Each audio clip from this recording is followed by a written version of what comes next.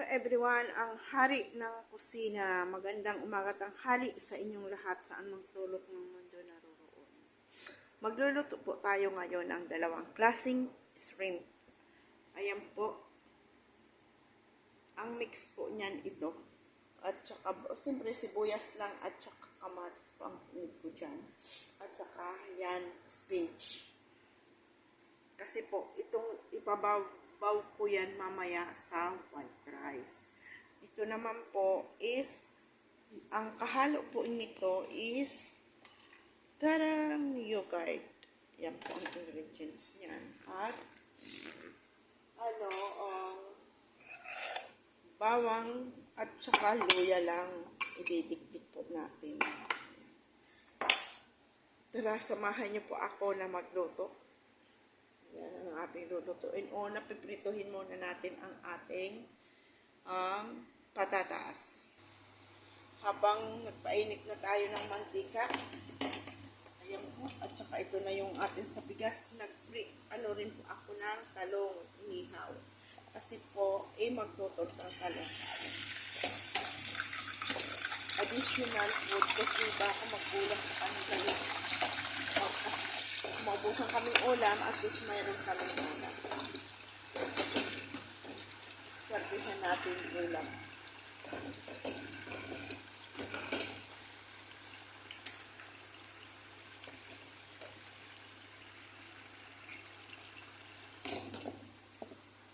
Sabi nga ng mama ko, pag nagluluto, kailangan kasama yung hagdan. Yung hagdan. Kasi pag dumating, sakaling dumating may pagkain. Kaya baka pumunta yung mga anak ng amo ko, hindi ako mahirapan. Kasi bigla na lang yun, pumupurunta dito, kumakain.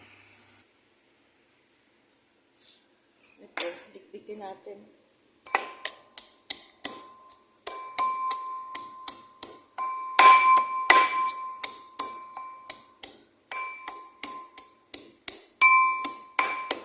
Hinanda ko na po yan para po, kasi mahirap ang isang kamay ito. Isang kamay nagtatrabaho, yung isang kamay nagbablog.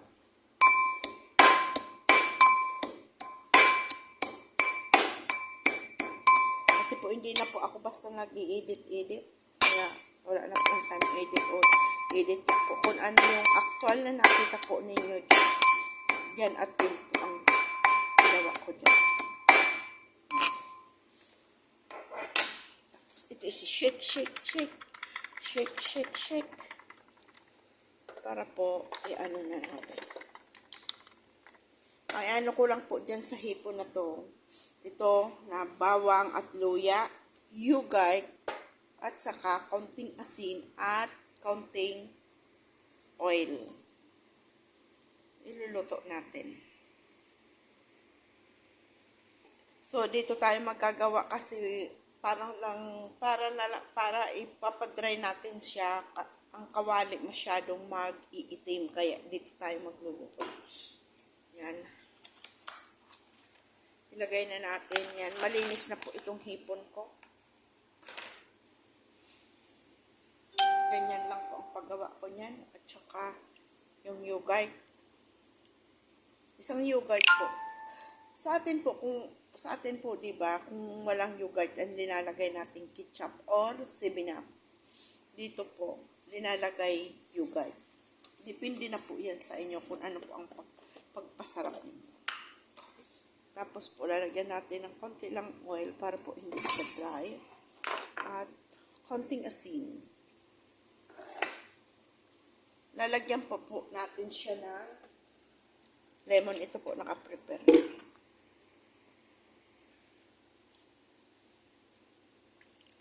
Konti lang pong lemon yan. So, salang na po natin ito doon.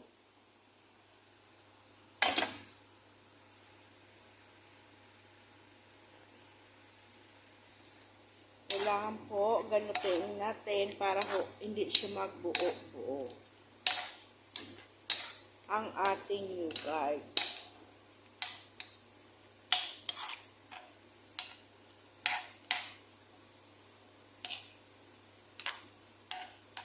Pagkain po to ng bagong operahan. Kasi po, hindi naman siya pwede na mayroon spicy.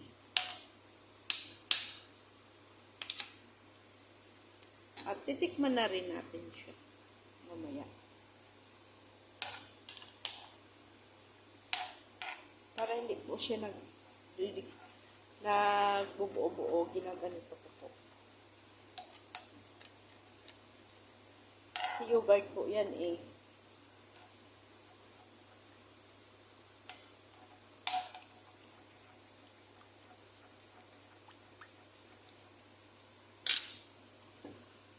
Totally, ito po luto na.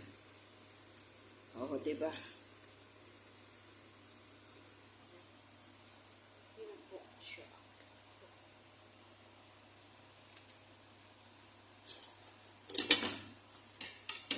Alisin na natin siya dito.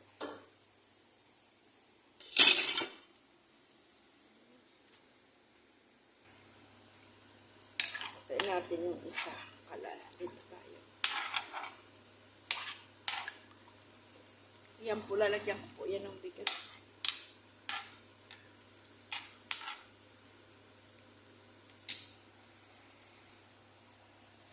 Pagluto po dito ng bigas, laging may oil. Yan. Ganyan.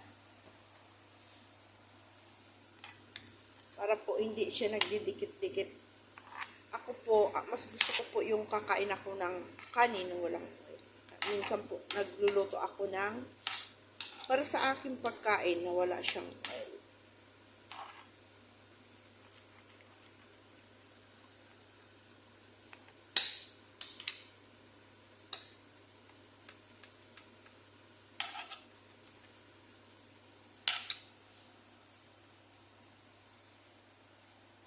Yan, yun ay kumukulo na.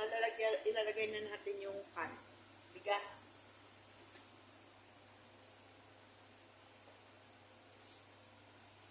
Malinis na po itong bigas ko.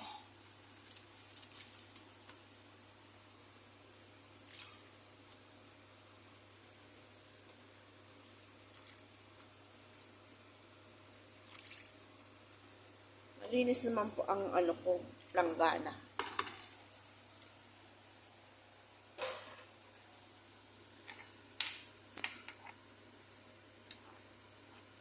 Tingnan mo po. Kasi po, yung yogurt, siya na ang nag-aano dyan, luluto ba? Naluluto niya na sa tubig ng yogurt. Sa atin, 7-Up, diba? Masarap yun. Na-miss ko yung ganun. Luto. 7-Up, tapos may kaunti siyang ketchup.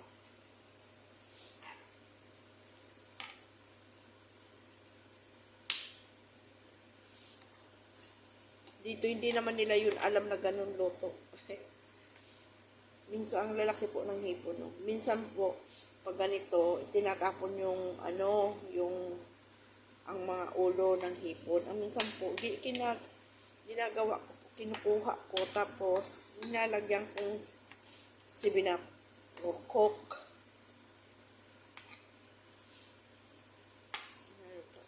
Maano na siya. Yellow. Nagre-red na pala, hindi yellow. Totally, hindi naman ito mauubos ng may sakit. Bagong opera.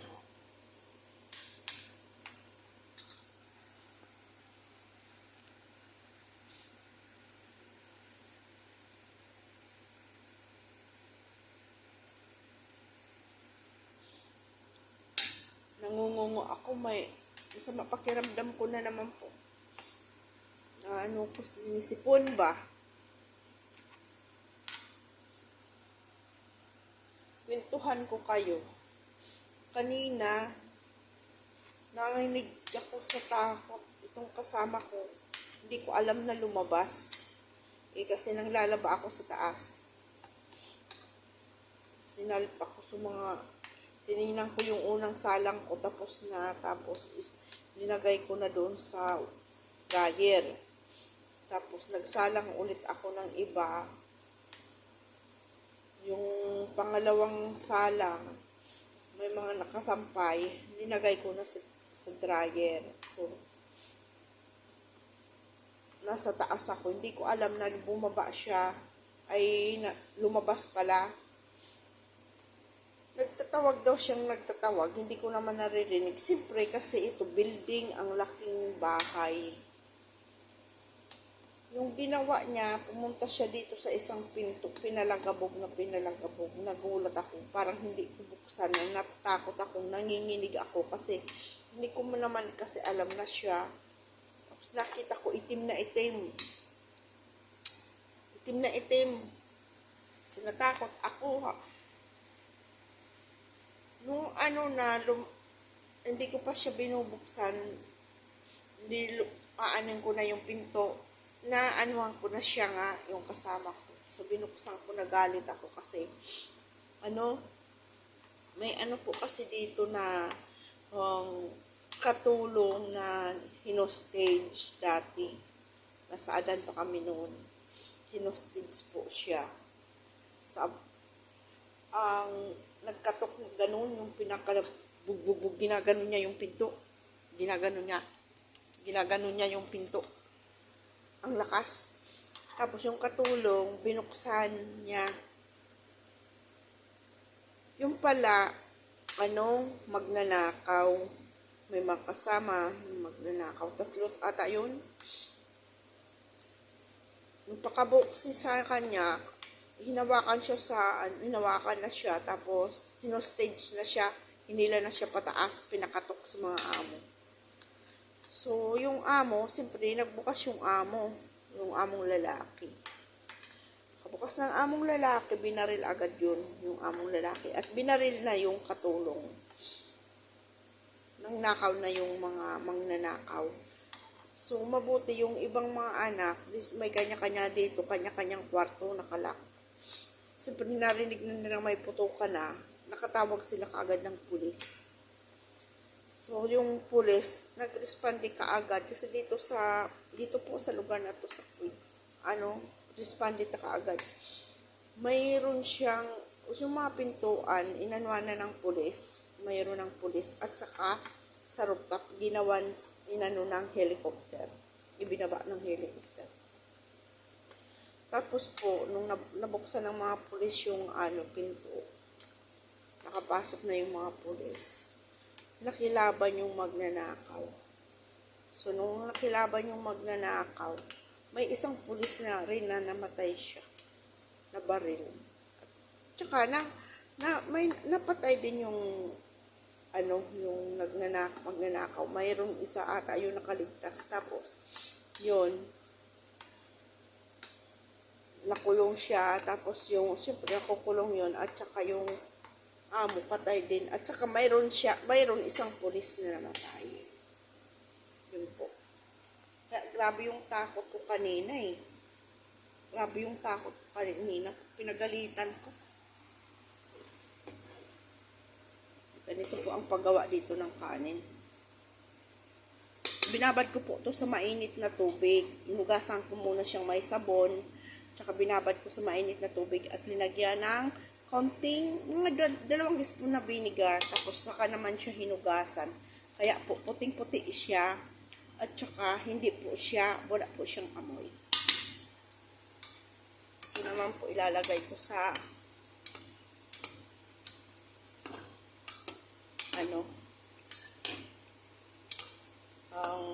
hipon din. Ang lambot ng patatas.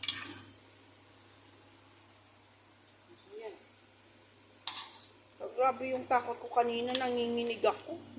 Nanginginig talaga akong, yung dibdib ko ba masyadong lumagabog. Kaya nakapag-inom ako ng gamot at nakapag-almusal na ako para uminom ng gamot. Grabe yung takot ko. Nanginginig talaga ako. Nalala ko kaya yun yung nangyari. So, kulang pa po siyang asin. Lalagyan natin siyang asin.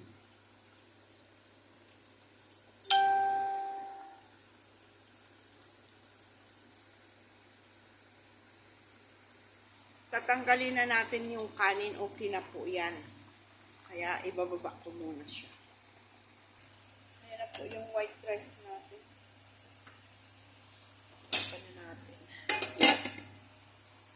So,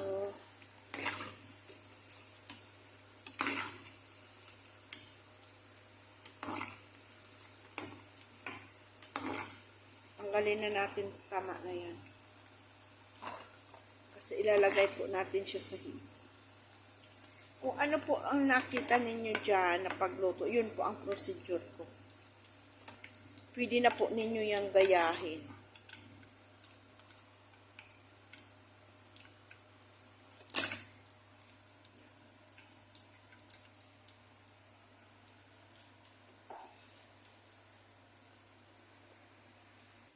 So, ngayon po, magigisa na tayo ng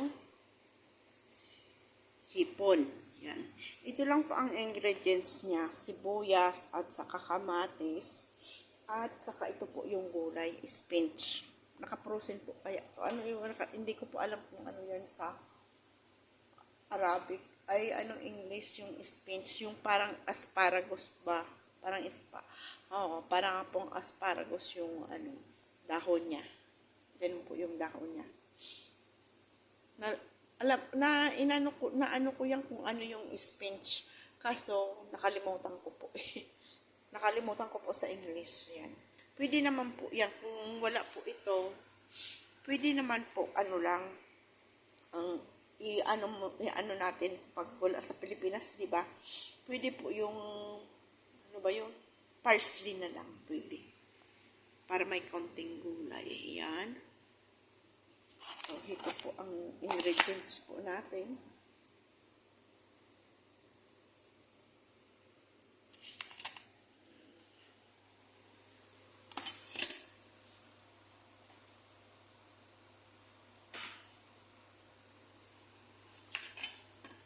Lagay na po natin yung ating sibuyas.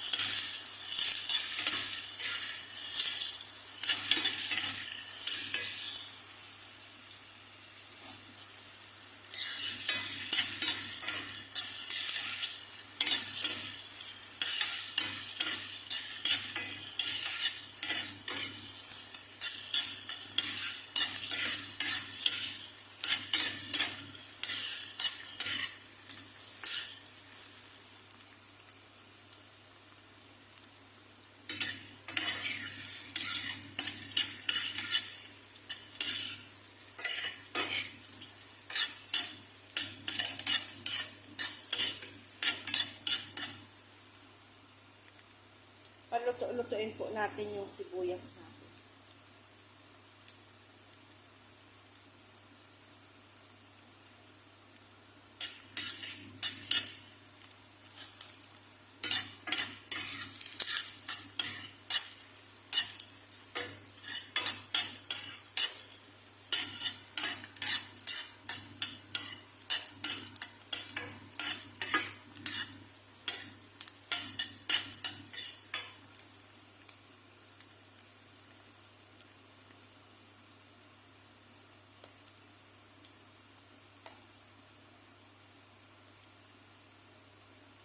Sunday morning. Na-na. Hey, hey, hey, hey. Beautiful Sunday. Ha, ha, ha, ha. Beautiful Sunday.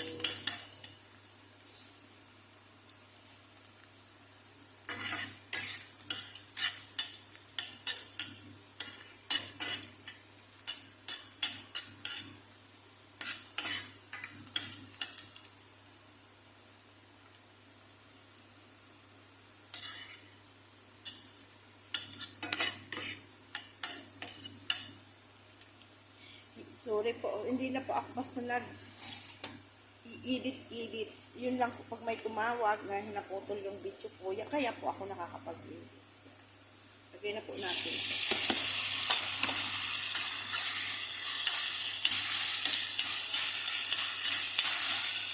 Para po actual yung napapanood kung paano.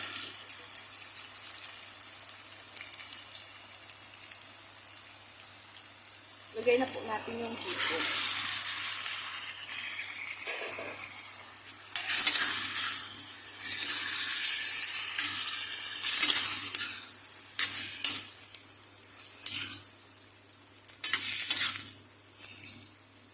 Ano po ang pagluto ko niyan?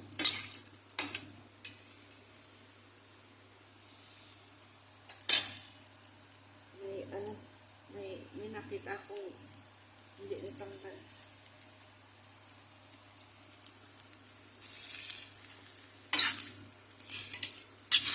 Mamaya po lalagyan na natin siya ng gulay.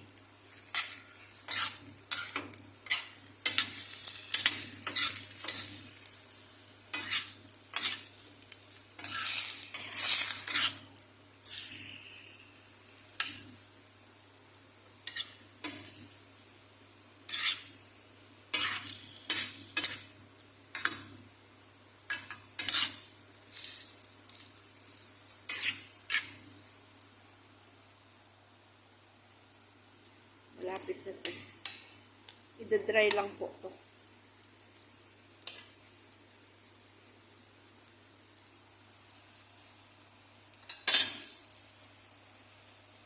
Lalagyan na natin siya ng spice.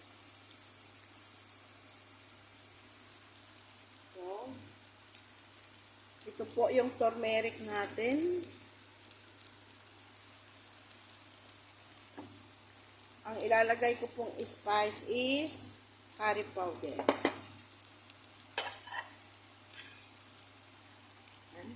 At saka po natural spice. Yan po yung magic cubes natin, magic powder. Magic powder natin, asin. At saka po bitsin. Dito po lalagyan din natin ng bitsin at kaunting asin.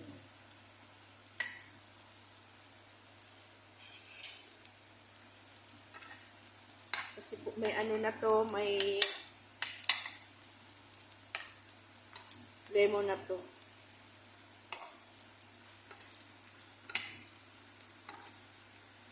Malapit na po siya mag-dry. Kaya po masusunog-sunog ang kawali natin dahil sa ang lalabas po nito, ang kalabasan po nito para siyang inihaw dyan. Inihaw sa kawali. Yan. Haluin na natin.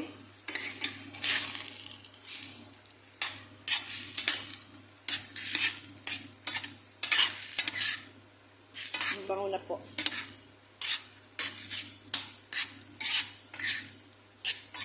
Kaya po, easy lang po nyo yan dito po, itong luto po na to, ang ingredients nyo is uulitin ko rin po ulit. Sibuyas, kamatis lang po. Pero kung gusto po nyo lagyan bawang, pwede naman po. At saka ang spice niya, curry powder, natural spice, pampalasa, bahala na po kayo kung anong pampalasa, at saka asin. Simple hindi maaalis ang asin.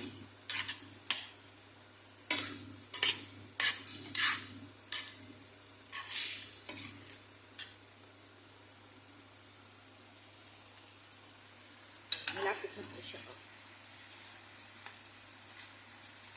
Huwag na po natin siyang galawin na galawin para po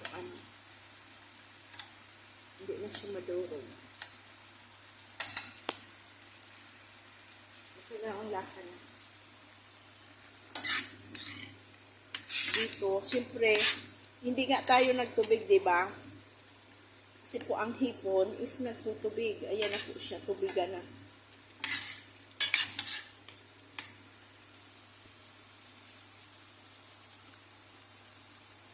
Lagyan ulit natin siya konting asin. lagyan natin ng konting gulay. Konti lang po, parang dekorasyon.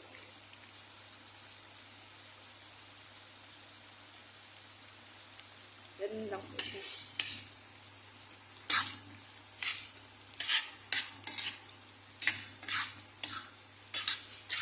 Kung wala po kayo nito, kung wala po tayo nang makita sa Pilipinas, pwede pong ano lang, kamatis at saka parsley.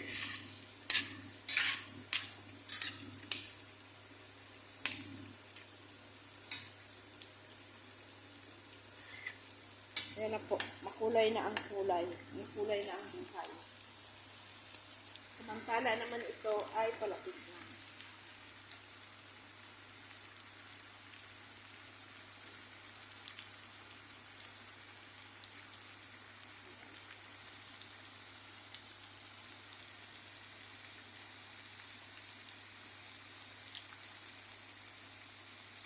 Ito na rin po yung ating inihaw na talong, binalatan ko na. Ayan, ipa-fried po natin yan. Kung tawagin sa Pilipinas, tortang talong.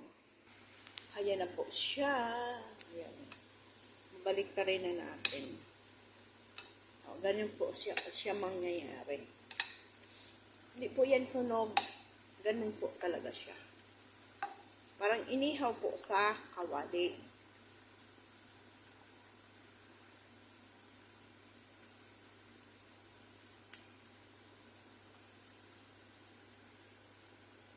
Dito ko nagagawa sa kawali na to kasi po sayang naman yung lahat na kawali ganyan eh.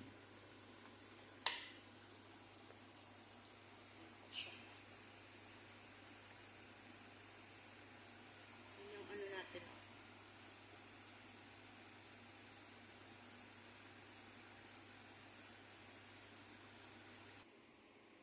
Yan. Ito naman po, yan na, binukas ko na siya, tinignan ko na. Lagyan natin ng asin, paminta, lagyan natin magic sarap, yung parang ano siya, tapos po, konting asin, ay bitsin. Ayan. Tayong pang ano, ito na lang.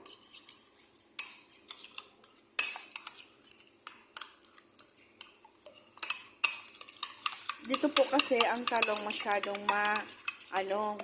matubig. Kaya po ako, lalagyan ko po ito ng counting flour, all-purpose flour po.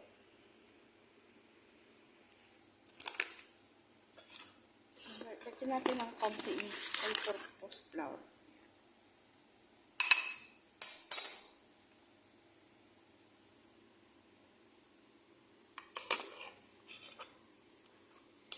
Mikos-mikos, ganyan lang po siya.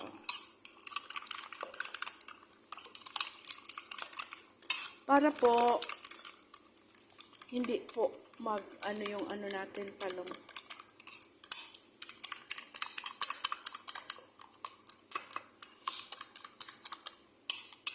Gagawan lang po natin ng paraan.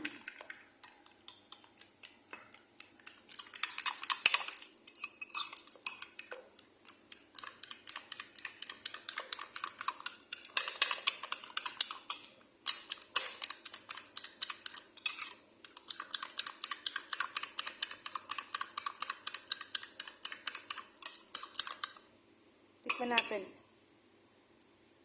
Dapat po, medyo maalat-alat siya kasi pag linagay na natin yung talong sa talong, okay na siya. At dagdagan natin ang paminta.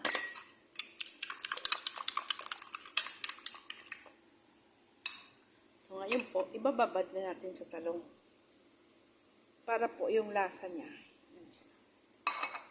O, diba?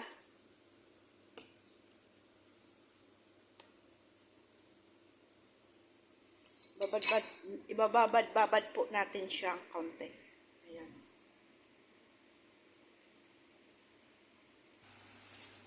Ayan. Sakasan na natin at para matapos.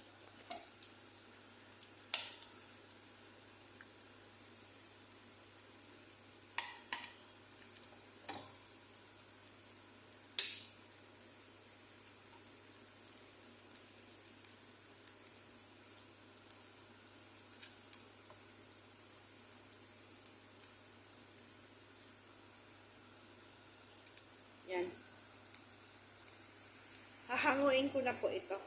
Yan na po. Ayan na po siya. Yan. Presenting is done. Ayan na rin po ang ating white rice. Ayan. Ito naman po, ilalagay na natin dito. Luto na rin po to.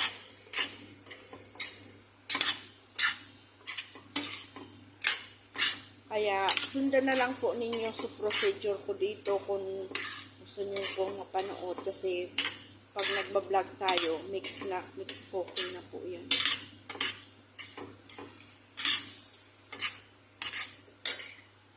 Nantak pa natin.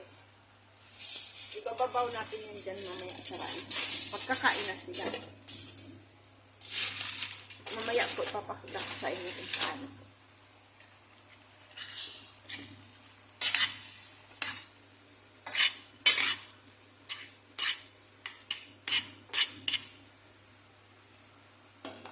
Na rin po yan. Pag-dry na lang. Ito naman po, ilalagay na po natin dito yung ating talong.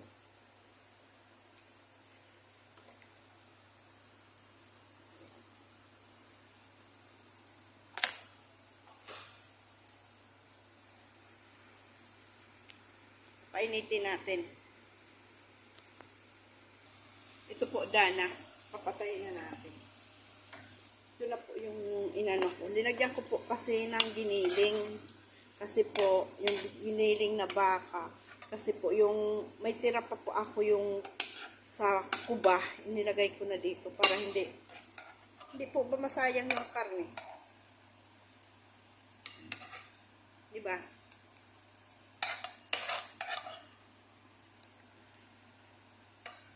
Nasa atin naman po ang pagpasarap ng pagkain.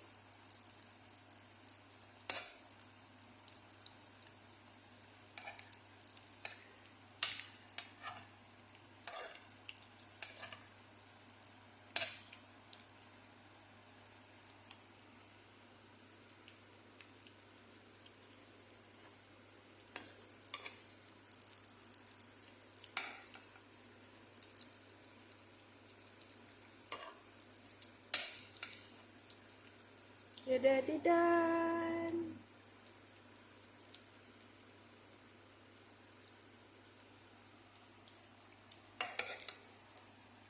Sarap po.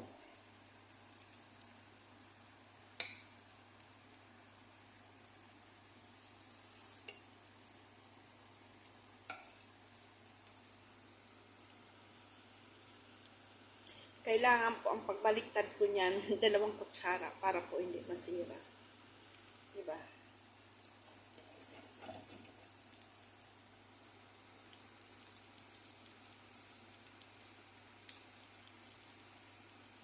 Yan po, tapos na rin. Di po ba, napakinabangan yung tira natin giniling na baka? Ayan po. Huwag natin sayangin ang ating mga pagkain. Gawa natin ng